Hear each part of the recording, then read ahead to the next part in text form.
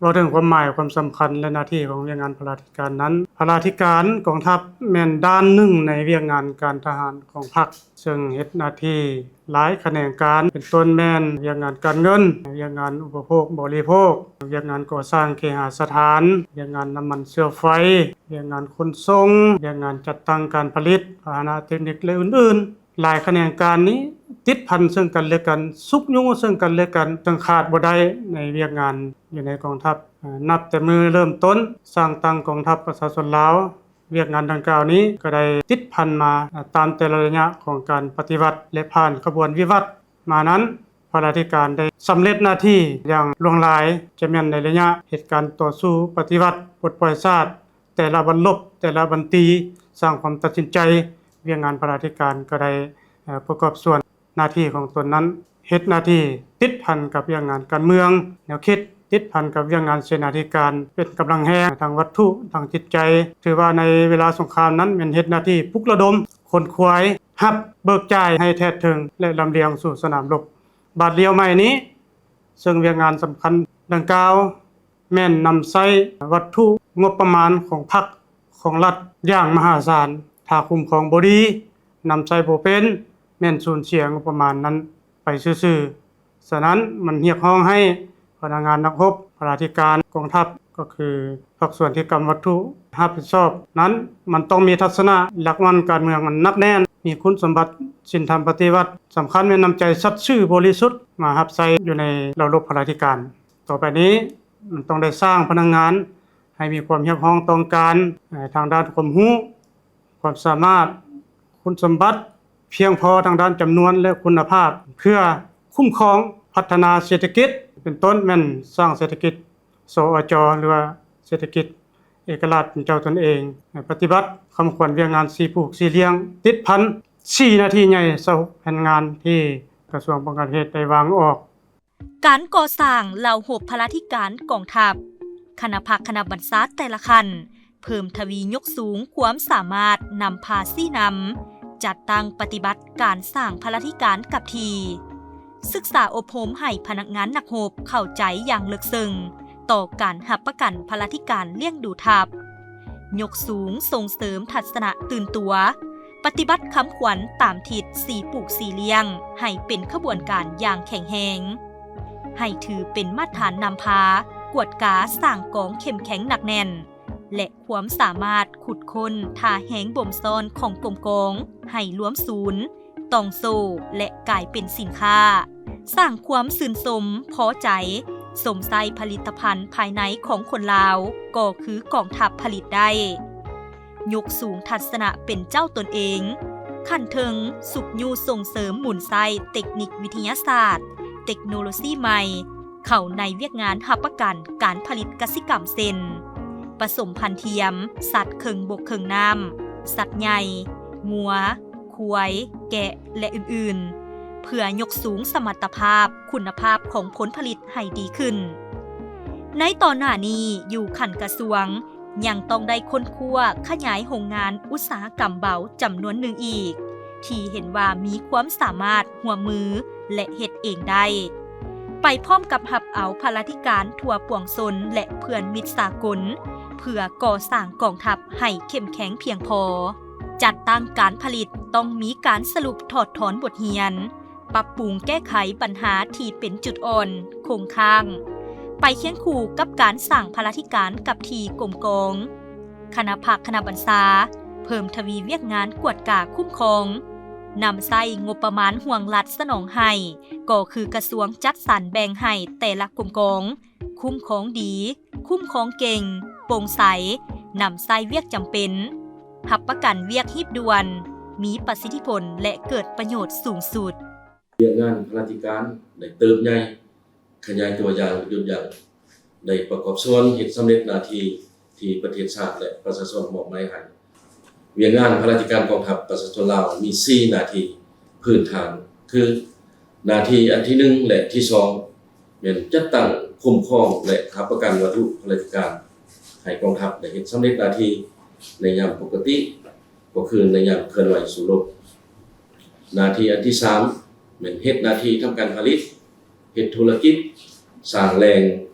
ผ รับประกันข้าราชการในกองทัพและประกอบส่วนเข้าในการก่อสร้างและพัฒนาเศรษฐกิจของชาติหน้าที่ที่4นี้แม่นก่อสร้างแขนงข้าราชการให้หนักแน่นเข้มแข็งมีระเบียบแบบแผนและหันเป็นทันสมัยบรรดาหน้าที่พื้นฐานเหล่านี้เวลาใดก็ผูกพันกันอย่างสนิทแน่นและก็กระตุกสูงอยู่ซึ่งกันและกันเวียกงานพาราธิการอยู่กลุ่มกองกำลังหลวงกำลังท้องถิ่นกองพลกองพันใหญ่หงเหียนหงหมอวิทยาคารก็ได้จัดตั้งปฏิบัติตามทิศน้ำสีปลูกสีเลี้ยงสุ่มใส่ทุกความสามารถและท่าแหงบ่มซ่อนของกลุ่มกองเล็งใส่การปลูกการเลี้ยงเพื่อแก้ไขชีวิตการเป็นอยู่และผลิตเป็นสินค้าเวียกงานเสนาพลากรมเสนาพลาแม่นกรมกองหนึ่ง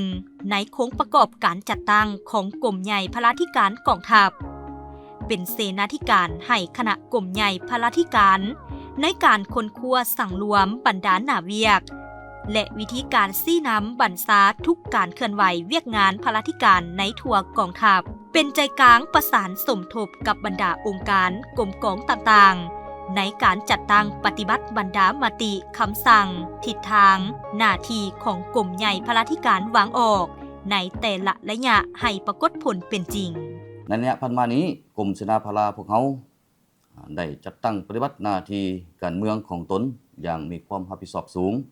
และมีผลสำเร็จเป็นก้าวๆมาเป็นต้น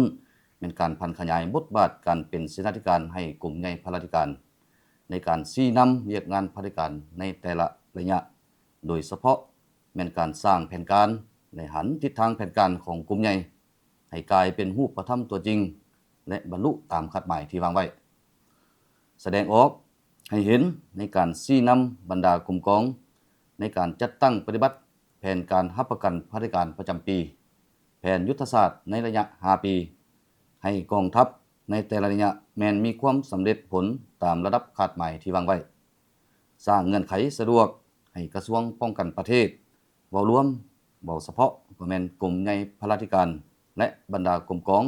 เฮ็ดสำเร็จหน้าที่การเมืองของตนเป็นอย่างดีเวียกงานขนส่ง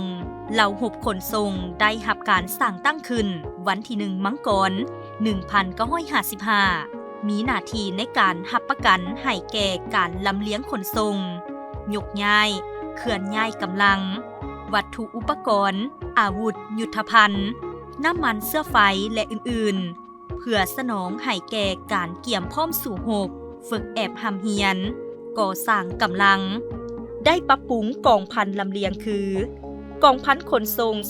401 402 403กองพันขนส่ง404กองพันขนส่ง410กองพันเรือขนส่งและองค์การหับส่งลาวจีนการขนส่งก็มีการเติบใหญ่ขยายตัวทั่วเราหกขนส่งก็มีกรมกองขึ้นกับ1กองพันขนส่ง401กองพันขนส่ง402กองพันขนส่ง403กองพันเรือขนส่งและองค์การรับส่งเลข5ลาวจีน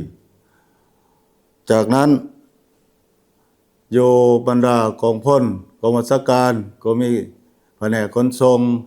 แขนงขนส่งโยบรรดาโรงเรียนโรงหมอแล้วก็องค์การเทียบเท่าเวียกงานน้ำมันเสื้อไฟกองทัพซึ่งเป็นเวียกงานยุทธศาสตร์สายเลือดสำคัญหนึ่งได้รับการสร้างตั้งขึ้นในวันที่20เมษายน1961ปัจจุบันกลายมาเป็นกรมน้ำมันเสื้อไฟกองทัพมีหน้าที่รับประกันและคุ้มครองน้ำมันเสื้อไฟให้กองทัพเฮ็ดสำเร็จหน้าที่ในยามปกติก็คือยามสู่รบโดยยึดมั่น3หน้าที่พื้นฐานคือรับประกันคุ้มครองและก่อสร้างแขนงการที่พัวพันอย่างสนิทแน่นรับประกันน้ำมันเสื้อไฟให้แก่กองทัพเพื่อเฮ็ดหน้าที่รับจ่ายปกปักรักษาสำรองน้ำมันและอุปกรณ์เทคนิคน้ำมันเสื้อไฟให้บรรดากำลังหลวงกำลังท้องถิ่นคือสร้างน้ำมันเล็ก1ตั้งอยู่เมืองแปกแขวงเชียงขวางสร้างน้ำมันเล็ก2อยู่บ้านดอนแขวงหลวงพระบางสร้างน้ำมันเล็ก3อยู่เมืองไซแขวงอุดมไซสร้างน้ำมันเล็ก4เลข5เลข6อยู่นครหลวงเวียงจันทน์สร้างน้ำมันเล็ก7 อยู่เมืองคำเกิดแขวงบริคำไซสร้างน้ำมันเล็ก8อยู่แขวงจำปาสักสร้างน้ำมันเล็ก9อยู่เซโนแขวงสวรรณเขตปั๊มเบิกจ่ายน้ำมันพลเค็งอยู่นครหลวงเวียงจันทน์และสร้างน้ำมันนาซักอยู่ปากหลายแขวงสัญญบุรีนอกนั้นยังมีห้องกวดกาคุณภาพน้ำมันเชื้อไฟโรงงานผลิตอุปกรณ์น้ำมันเชื้อไฟโรงงานบัวระบัดซ่อมแปลงพาหนะเทคนิคและอุปกรณ์น้ำมันเชื้อไฟมีศูนย์ฝึกอบรมน้ำมันเชื้อไฟกองทัพและหมวดก่อสร้างสร้างน้ำมันเชื้อไฟพร้อมนี้ยังมีกองขนส่งน้ำมันเสื้อไฟและบริษัทรัฐวิสาหกิจน้ำมันเสื้อไฟมีหน้าที่จัดซื้อน้ำมันให้กองทัพและขายบริการสังคม